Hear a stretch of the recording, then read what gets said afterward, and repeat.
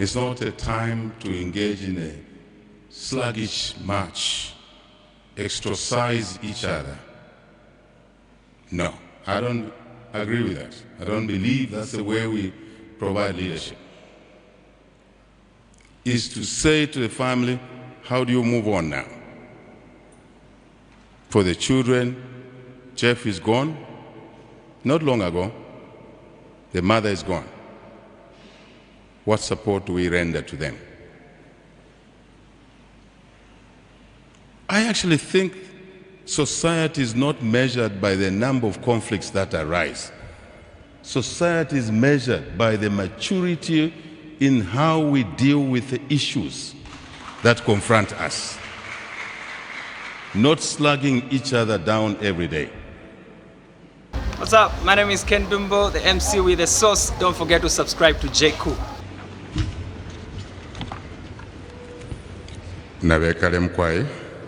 Let's take our seats. Thank you very much. Thank you very much. Let me acknowledge the bereaved family, the children, grandchildren, the parents that are with us this morning, in particular, Edith Nawakwi, Bajembele, Vaina Jeff Ambulo, our parents. These are our parents, all of us. Let me acknowledge also my brother of a long time, Mr. Clement Mugala, is part of the family, bereaved family, and indeed, if I may simply say, the Siwakwi and Hambulo families. May I acknowledge the Royal Highnesses that may be amidst us here today. Let me acknowledge Chief Justice, Representative, Speaker of the National Assembly, Representative, my colleagues, Cabinet colleagues, those that are serving now, and those that served our country before our time. And that includes our sister lying here in that respect. Let me also acknowledge the Secretary to the Cabinet, service chiefs, our church leaders, who always are there to calm the situation down. And that's a fundamental great role they've been playing in this particular building. Many of us remember in 1989, 1990, it was this church that brought the nation together through the leaders, our leaders of the church. We do acknowledge your role, your great role. May I acknowledge members of our UPND, the party, the alliance partners. Let me acknowledge Mr. Chifumu Banda, Deputy President of the FDD. Indeed, my colleagues in the opposition, all of you, we acknowledge your presence here today. I think this is the way it should be when we have a common problem or challenge. Let me acknowledge members of parliament, mayor, members of parliament, councillors, other leaders. I do believe that we have members of the diplomatic corps here with us, and indeed all our former leaders. Our sister had a long political career and she interacted with a lot of leaders, political leaders, civic leaders, and we acknowledge all of you. If I may say, just fellow mourners, and I want to extend gratitude to the media who are always here to cover incidences, situations like this without tiring. We appreciate your role in our community and beyond our community. It's my duty on behalf of our government, on behalf constitutionally, the people of Zambia, to offer our sincere condolences to the Siwakwi Hambulo families for the loss of our sister, Madam Edith Nawakwi Hambulo. We want to share with you the sorrow.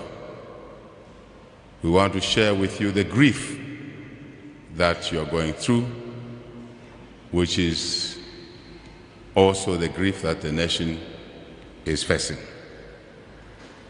Today, we pay our tribute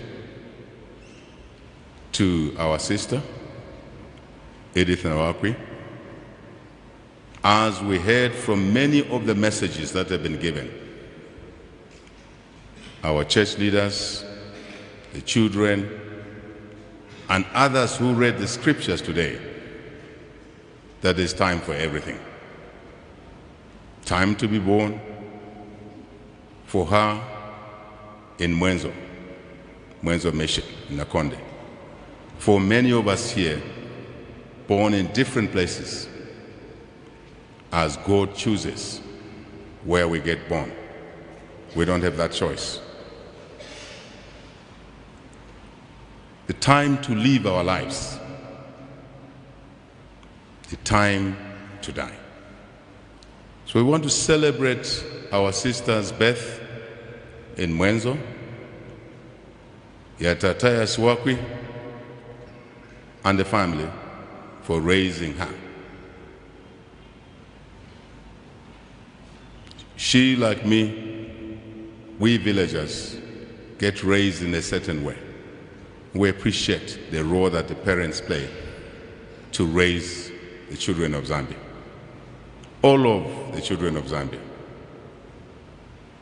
across the 10 provinces, 116 districts, and truly 156 constituencies.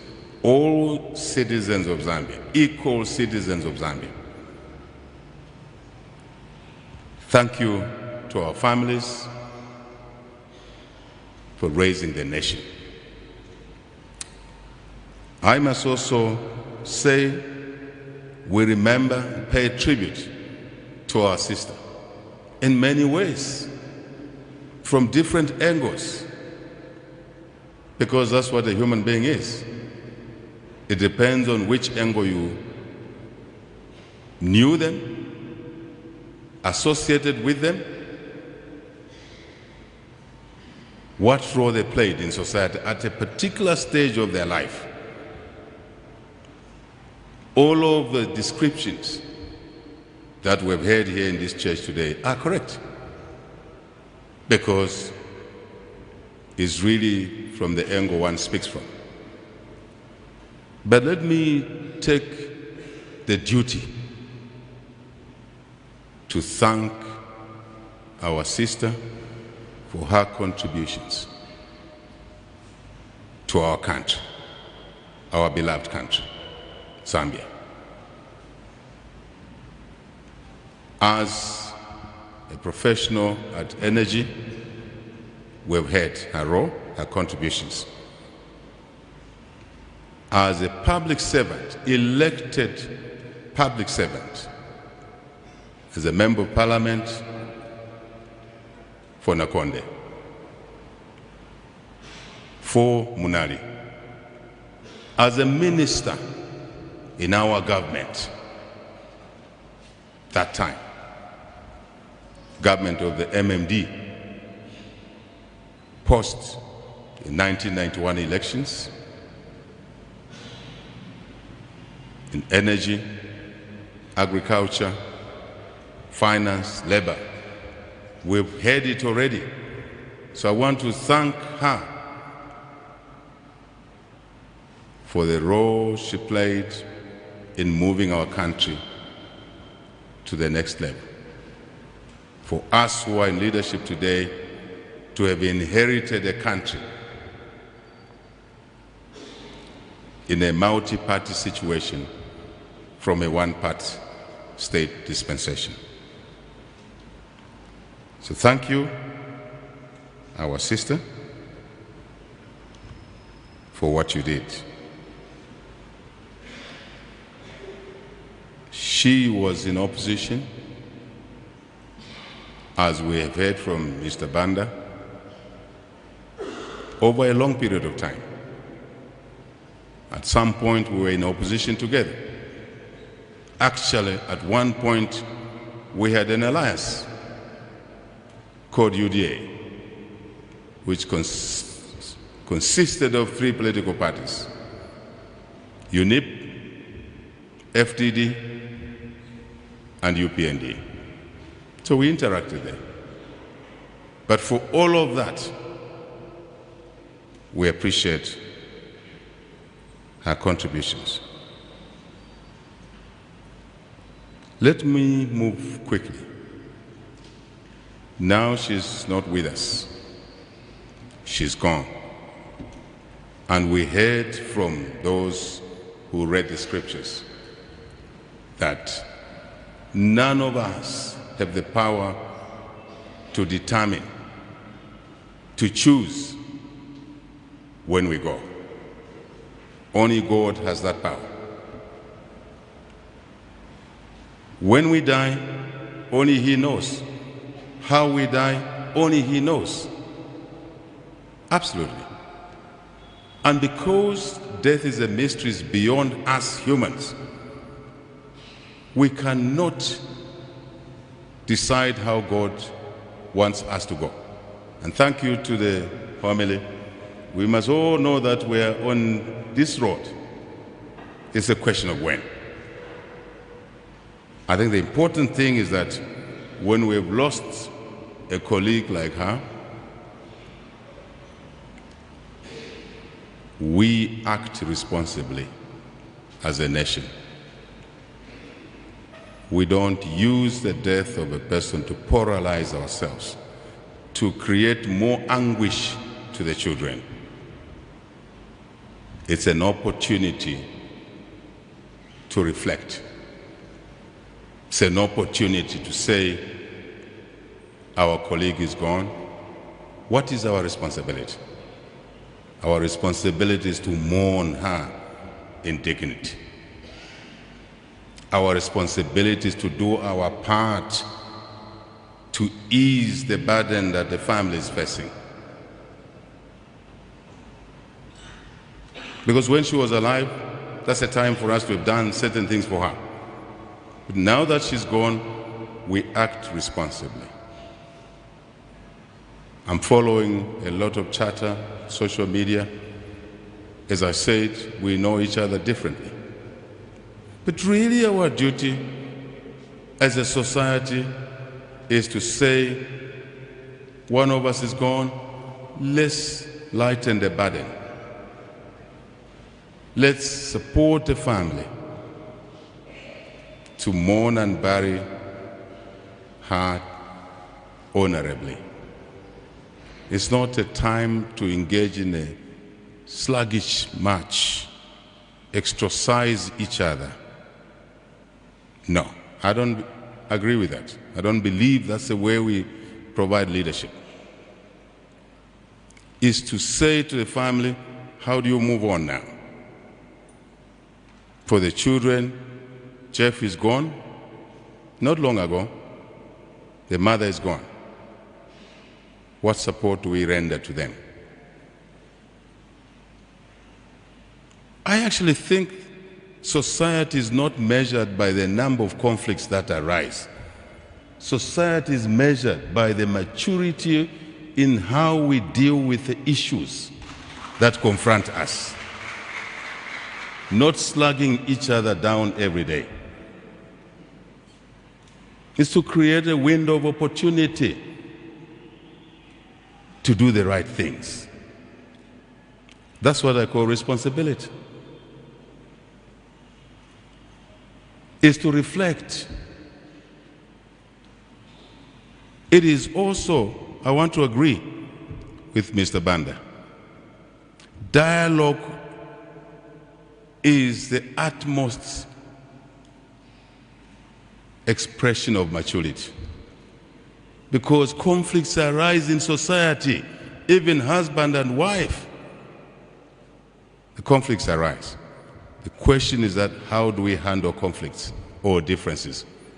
Differences don't mean enmity.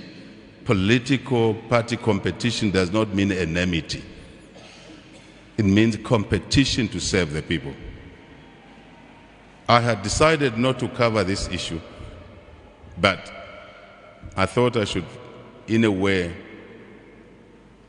attend to what Mr. Chifumu Banda has said, so that the coin has two sides, we understand the coin correctly. But we agree that dialogue is the way we should solve our problems at all times. When we fail to do that on our own, we seek the help of others. Then we'll be called a civilized society, not a society in perpetual conflict.